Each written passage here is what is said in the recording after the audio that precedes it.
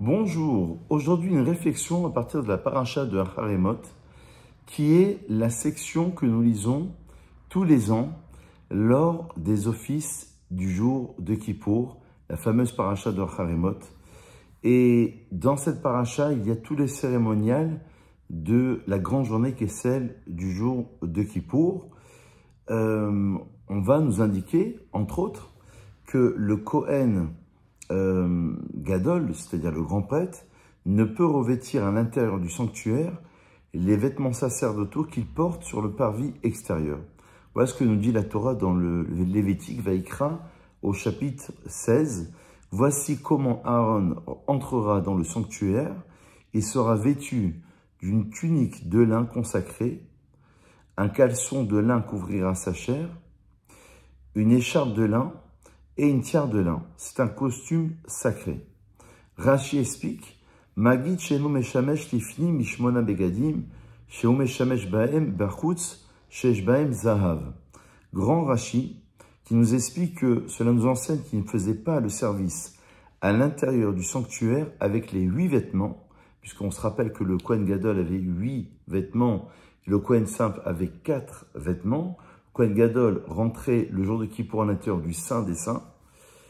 Et pourquoi, finalement, il rentrait qu'avec 4 vêtements? Parce que ses habits contenaient de l'or, donc les habits en plus que le Kohen Gadol devait porter, et qu'un accusateur ne peut pas devenir défenseur. Fameuse phrase en hébreu, Shen kategor naase sanegor. Il ne mettait donc que les 4 vêtements du Kohen ordinaire qui sont tous en lin. Donc on a 2 indications.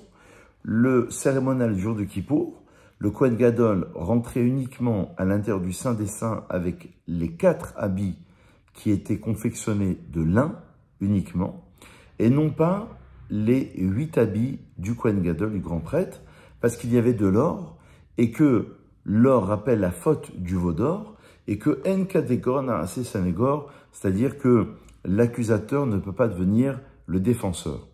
Le Midrash commente cette explication de Rashi au nom de Rabbi Shimon, qui le cite au nom de Rabbi Yoshua, parce que l'accusateur, comme on vient de le dire, ne peut pas devenir avocat de la défense, donc il ne portait pas ses habits en or, pour ne pas donner l'argument, dit le Midrash dans Vaïkra Rabbah au chapitre 21, pour ne pas donner l'argument à Satan, au Satan, à l'esprit du mal, et lui permettre d'accuser et de dire qu'hier, ils se sont fait des idoles en or, c'est le veau d'or, et aujourd'hui, ils veulent faire le service en habit d'or. Alors, pour comprendre finalement cette explication, on a plusieurs degrés d'explication. On a un fameux verset qui nous dit, et d'ailleurs c'est une haftara, Shuvu elai ve'ashuva alechem. Shuvu elai ve'ashuva alechem, c'est une prophétie dans Malachi au chapitre 3 qui signifie « Revenez vers moi », dit Dieu, « et je reviendrai vers vous », dit Hachem. Donc il y a dans la Teshuvah, dans le retour, le repentir, il a une dimension où l'homme se doit de revenir vers Dieu. Et il y a une autre dimension où c'est Dieu qui va justement revenir vers l'homme.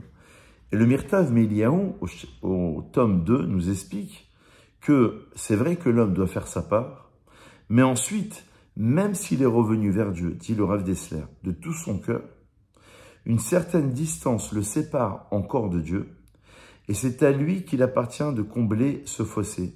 Si Dieu lui-même ne se rapprochait pas de l'homme, l'homme seul ne pourrait atteindre une teshuva parfaite. Voilà l'explication du Rav Dessler, c'est-à-dire que il y a, comme il dit la Gemara dans Shabbat, on est shutafo shel Kadosh Baruch Hu, d'ailleurs ça résume l'ensemble de la Torah, nous sommes les partenaires de Dieu, les associés de Dieu dans l'œuvre de la création. Nous devons, Shabbat Elohim La'asot, on l'a déjà expliqué à plusieurs reprises, Dieu il a créé le monde pour faire ou pour le parfaire, et donc il a laissé une part à l'homme, justement, étant donné que l'homme va être l'associé de Dieu, et donc il va quelque part s'associer dans l'œuvre de la création. Mais on comprend qu'il y a 2 états. Il y a un état, si vous voulez, où justement tant que le Kohen était dans la cour extérieure, puisqu'il ne rentrait pas, le Kohen simple, dans le Saint des Saints. Cette pénitence suffisait pour effacer la faute. Elle suffisait même à transformer l'accusateur en défenseur et faire de cette faute un mérite, du moment qu'il était dans la cour extérieure. Donc, dans cette cour extérieure, il avait les 8 habits, n'est-ce pas? Et il pouvait porter de l'or pour cette partie du service et apporter même un veau pour les différentes offrandes. Il pouvait même évoquer son repentir parce qu'il s'était purifié par une teshuva sincère à laquelle il était arrivé par ses propres efforts sans aucune aide. Mais la teshuva, comme on l'a dit à l'instant, ne peut être totale sans que Dieu la parachève. Il y a la part de l'homme, rappelez-vous, Shuvu Elai, Ve'ashuva Alechem, et il y a la part de Dieu.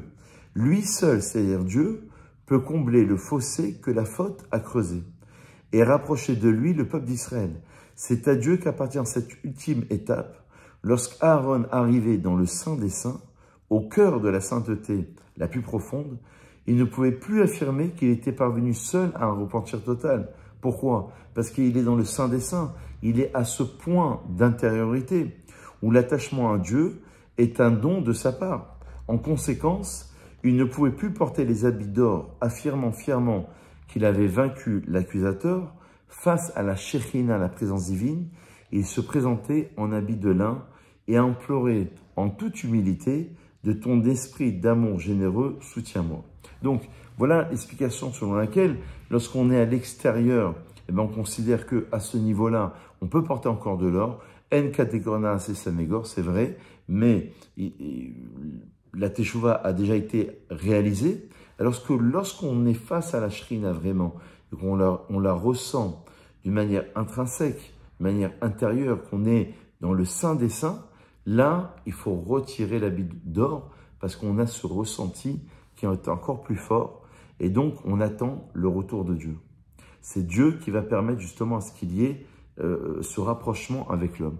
Donc ce qu'on peut retenir, c'est que un des principes fondamentaux dans la Torah et dans le judaïsme, c'est de considérer que l'homme va parachever l'œuvre de la création, l'homme va être l'associé de Dieu. Il y a la part de l'homme, mais il y a la part de Dieu.